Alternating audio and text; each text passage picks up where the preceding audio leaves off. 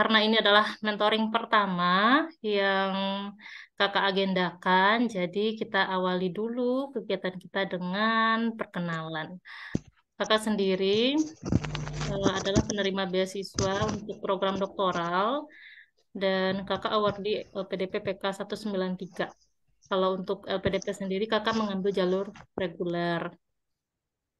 Nah, ini identitas yang lebih lengkap lagi. Ini personal information kakak. Ya, mana tahu ada teman-teman yang rumahnya dekat dengan Gang Cempaka ini, halaman kakak. Ya, kapan-kapan bolehlah kita Iya. kopdar.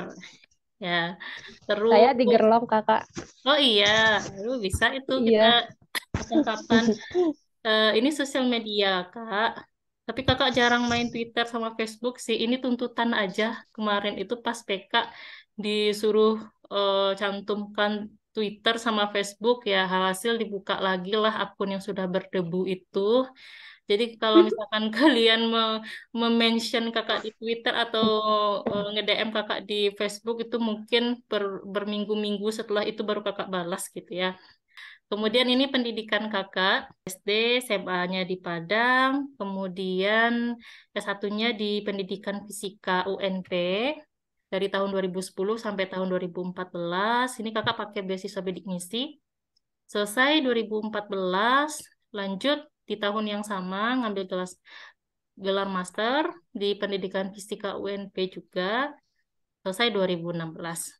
Kemudian untuk pengalaman dan karir, kakak pernah bekerja di Nurul Fikri, kemudian pernah juga jadi guru honor ya. Waktu itu sedang studi S2 semester 1, coba-coba untuk kerja di institusi pendidikan yang formal. Nah, kakak jadi honorer di sekolah kakak dulu, terus selesainya kakak S2, langsung ikut perekrutan dosen di UNP, Alhamdulillah diterima sampai sekarang menjadi dosen.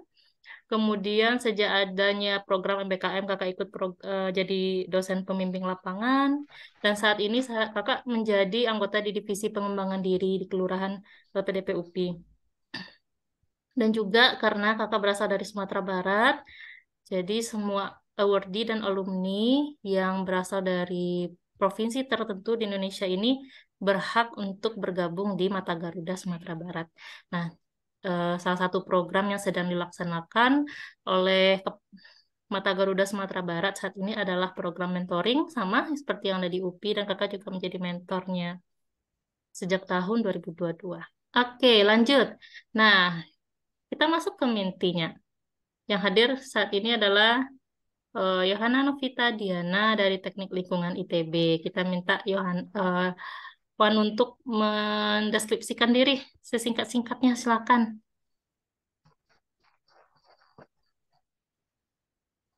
Silakan, Yohana.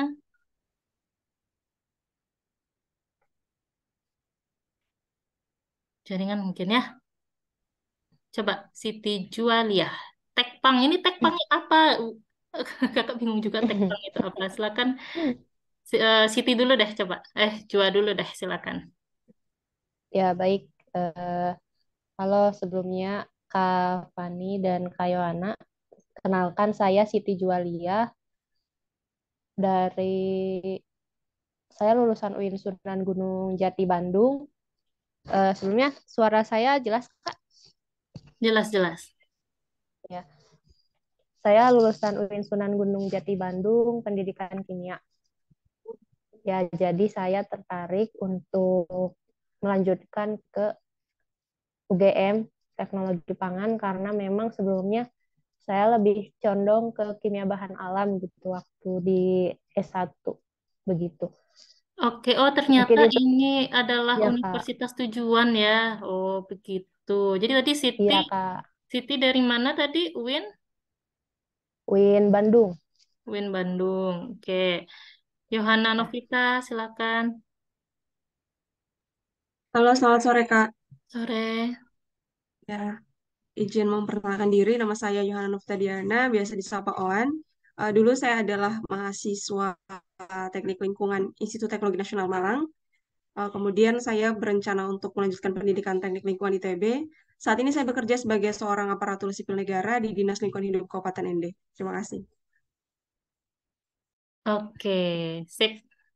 Owan dan Jua sudah memperkenalkan diri.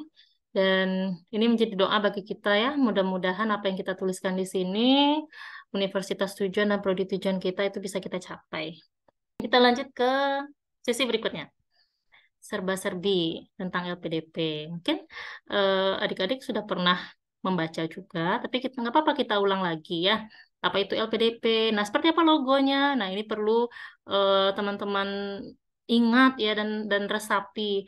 Apa sih makna dari logo LPDP ini? Nah, sengaja tidak kakak berikan makna dari logonya untuk dicari tahu lebih lanjut.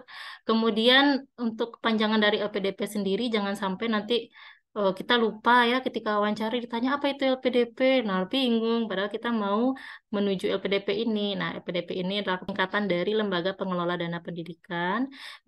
LPDP ini merupakan badan layanan umum ya atau BLU yang statusnya ini BLU penuh sejak tahun 2012. Jadi LPDP ini sudah ada sejak tahun 2012. Sudah cukup lama, sudah 11 tahun dan LPDP semakin berkembang, semakin tumbuh ya, semakin matang mulai dari seleksinya sampai program untuk mempersiapkan karir alumninya. Kemudian untuk visi misi LPDP, kita perlu tahu visi misi LPDP tujuannya apa agar kita bisa menyesuaikan juga dengan visi misi kehidupan kita dalam konteks setelah kita menerima beasiswa gitu ya. Visi LPDP itu sendiri adalah menjadi lembaga pengelola dana terbaik di tingkat regional. Nah, kata kuncinya adalah terbaik. Nah, berarti LPDP juga menginginkan awardee-nya adalah awardee yang terbaik. Ada pilihan-pilihan yang terbaik dari semua calon yang mendaftar LPDP. Kemudian harapannya nanti alumni-alumni LPDP ini bisa menjadi pemimpin masa depan yang bisa berinovasi bagi Indonesia. Nah, teman-teman itu bisa menjadikan visi LPDP ini, kata-kata kunci yang ada di LPDP ini untuk dimasukkan ke dalam esainya teman-teman. Ya, ada kata-kata terbaik, kemudian pemimpin masa depan, inovasi, demokratis, keadilan gitu ya. Bisa dicangkokkan ke dalam esainya. Kemudian misi dari LPDP itu sendiri adalah untuk mempersiapkan pemimpin dan profesional masa depan Indonesia. Kemudian mendorong riset strategis, LPDP juga menyediakan layanan untuk hibah riset ya. Kemudian menjamin keberlangsungan pendanaan pendidikan dan karena LPDP ini juga sebagai last resort, jadi LPDP juga mendukung rehabilitasi fasilitas pendidikan yang ada di Indonesia. Oke, nah ini adalah nilai-nilai dan budaya dari LPDP yang harus kita ingat. Kenapa kakak bilang harus kita ingat? Karena inilah yang akan menjadi cerminan untuk kita tuangkan ke dalam esai kita, untuk kita tuangkan saat kita melakukan wawancara. Interviewer dari LPDP itu sendiri akan melihat integritas kita, profesionalisme kita, bagaimana kita bersinergi, memberikan pelayanan, dan tentu saja bagaimana kita bisa memberikan kontribusi yang terbaik bagi Indonesia. Nah, ini adalah hal-hal yang mungkin bisa teman-teman catat ya. Apa sih yang harus kita persiapkan untuk administrasi ini? Yang pertama tentu saja kelengkapan syarat administrasi kita. Sertifikat TOEFL, kemudian ijazah, transkrip nilai, kemudian kartu identitas, ya kan? Itu harus dipersiapkan dan dimasukkan ke dalam satu folder di laptop kita. Jadi jangan sampai berceceran gitu. Siapkan satu folder, kemudian di dalam folder itu ada folder lagi nih, folder untuk syarat-syarat yang perlu diupload, kemudian folder untuk isian-isian dalam website gitu. Jadi dimasukkan ke dalam satu folder.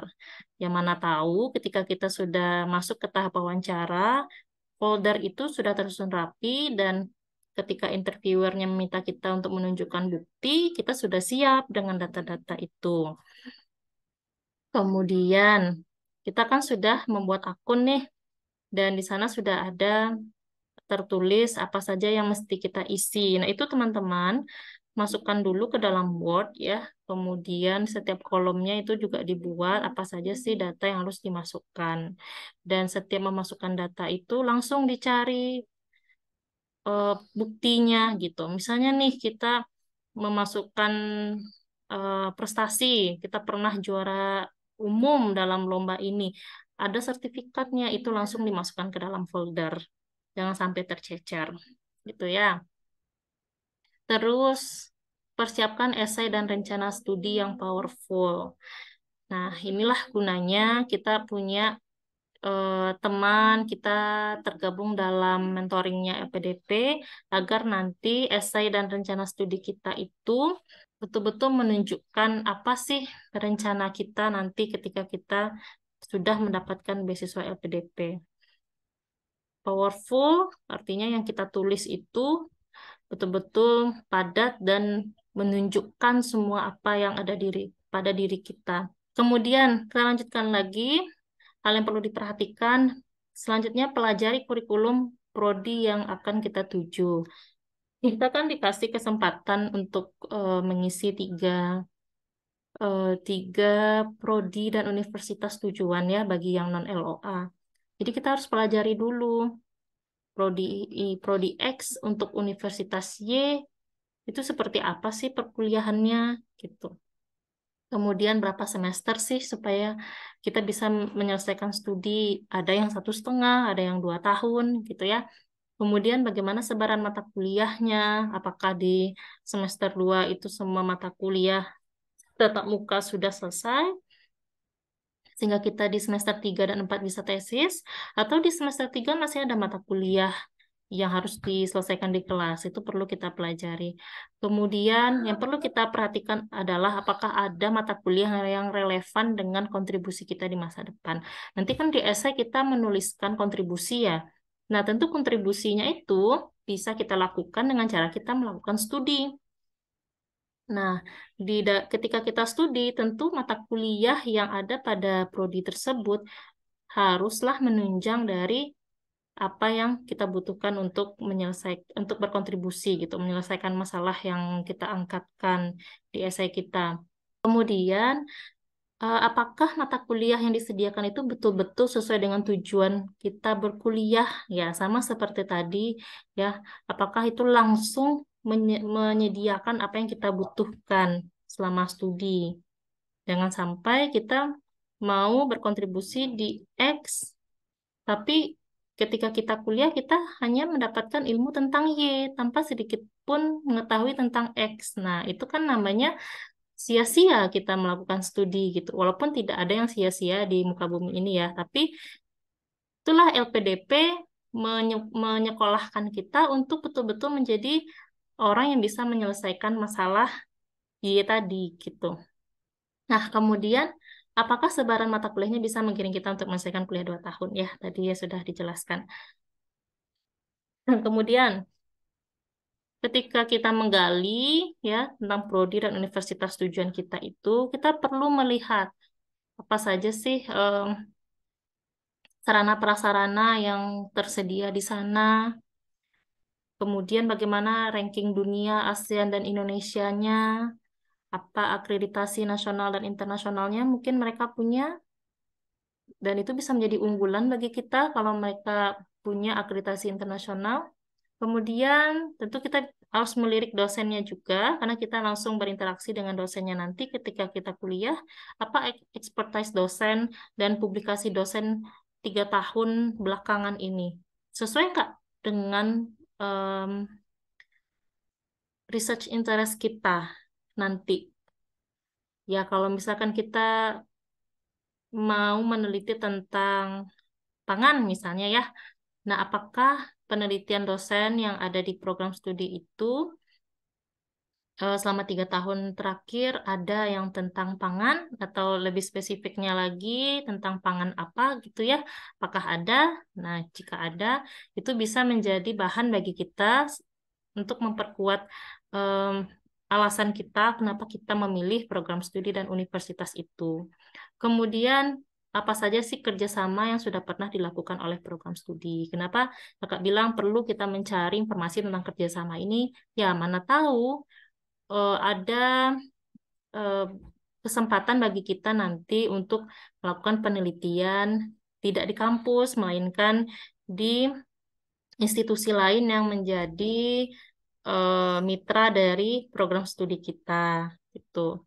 Kemudian apa saja program akademik yang pernah dilakukan? Mungkin studi tour, pernah kemana saja gitu. Nah, jadi perlu kita gali sampai ke sana ya biar nanti kalau kita ada kesempatan untuk sampai ke tahap wawancara, kita punya banyak informasi yang bisa kita sampaikan ketika interviewernya bertanya, "Kenapa kamu memilih program studi tersebut?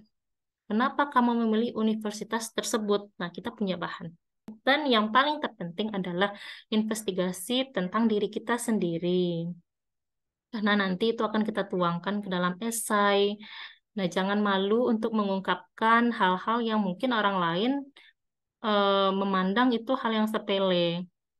Ya, karena hal-hal yang kecil itulah yang akan bisa jadi membawa peluang yang besar bagi kita. Jangan malu mengungkapkan kalau misalnya kita itu hanya pernah melakukan atau ikut organisasi pemuda di kelurahan gitu. Jangan malu. Nah, yang penting itu bukan kuantitasnya ya, melainkan kualitas dari program yang pernah kita ikuti. Karena yang yang dilihat itu bukan dari seberapa besar sih atau seberapa tinggi sih posisi kita dalam organisasi itu, tapi seberapa besar sih apa yang sudah kita berikan, kontribusi yang sudah kita berikan terhadap organisasi itu. Oke, lanjut. Nah, isian dari data diri, kita masuk ke bagian ini lagi ya. Ada kelebihan, ada kekurangan gitu ya. Untuk kelebihan sendiri, mungkin teman-teman sudah pernah ikut ini ya, ikut sosialisasi menjelaskan tentang bagaimana cara membuat kelebihan kekurangan, tapi nggak apa-apa kita bahas lagi. Ini adalah kelebihan dan kekurangan yang kakak bikin sendiri di esai, di ini ya di website. Untuk kelebihan, kakak bikin contohnya seperti ini. Saya memiliki rasa percaya diri yang cukup tinggi. Nah, itu kelebihan nih. Nah, tapi kita lanjutkan dengan apa sih bukti yang menyatakan kalau kita itu memang memiliki rasa percaya diri yang cukup tinggi. Nah, kakak sambung dengan kalimat, sehingga saya sering diandalkan untuk memberikan presentasi atau penjelasan di depan umum, seperti kegiatan PKKM yang saat ini saya kerjakan. Ya, PKKM ini program Kampus Merdeka, ya kompetisi Kampus Merdeka. Kita perlu, kalau kakak berpikir ya, kita perlu untuk menyertakan bukti konkretnya, karena apa?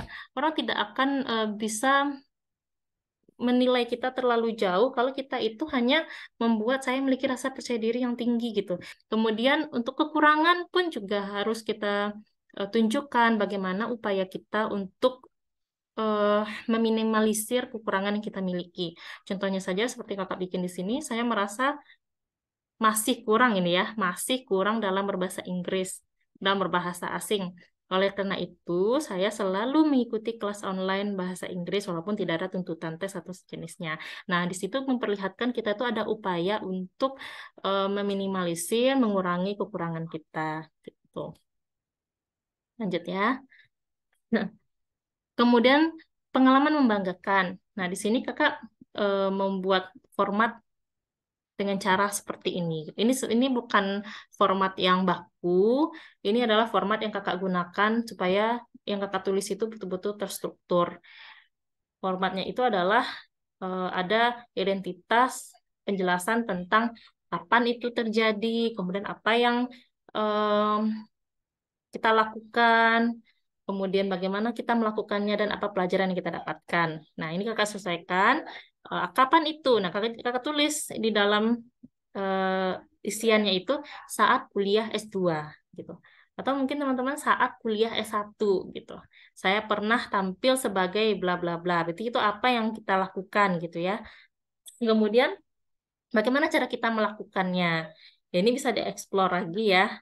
Kalau kakak di sini bikinnya sih, saya melakukannya dengan baik, yaitu sebenarnya sangat ini ya, sangat klise ya. Tapi Ya, itulah contohnya. Jadi bagaimana cara kita melakukannya, teman-teman bisa lebih baik lagi dalam menulisnya. Kemudian, apa pelajaran yang kita dapatkan dari pengalaman yang membanggakan itu, dari kegiatan itu. Nah, di sini kita tulis bahwa ini menjadi momen yang tidak terlupakan, karena sejak saat itu saya mulai berkomunikasi dengan dosen dan profesor yang ada di UPSI. Gitu.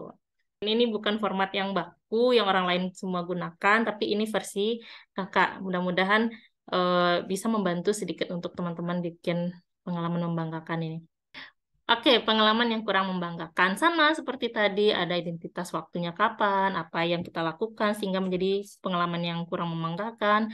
Kemudian bagaimana kita melakukannya, dan apa hikmah yang bisa kita dapatkan. Nah, di sini kakak menambahkan satu kalimat ya, walaupun tidak termasuk pengalaman yang membanggakan. Sebenarnya ini ada kalimat yang lain sebelum ini. Kakak tulis seperti ini. Semua yang kita lakukan, itu pasti akan ada hikmahnya gitu. Pasti akan ada hikmahnya. Ya, walaupun tidak termasuk pengalaman yang membanggakan, nah saya senang bisa diberikan kesempatan untuk menjadi tim inti. Nah, itu Kak bilang apa yang Kakak lakukan gitu ya. Kemudian kegiatan ini dilaksanakan kapan? Nah, di tahun 2020. Terus bagaimana kamu melakukannya sehingga itu menjadi pengalaman yang kurang membanggakan? Kakak tulis, saya sadari persiapan tim kami kurang matang. Nah, sehingga itu tadi akhirnya tim kami itu tidak terpilih untuk didanai oleh Kemendikbudristek. Terus apa hikmah yang kita dapatkan? Nah, ini menjadi pelajaran yang berharga bagi saya untuk ke depannya. Saya harus mempersiapkan diri dan tim dengan lebih baik lagi untuk kompetisi nasional ini. Nah, jadi kita tuliskan di situ sehingga terlihatlah bahwa memang dari pengalaman yang kurang membanggakan ini kita bisa mengambil value-nya, kita bisa mengambil hikmahnya sehingga itu menjadi pelajaran bagi kita untuk ke depannya. Gitu ya. Lanjut. Hal terakhir yang diajarkan pada diri sendiri.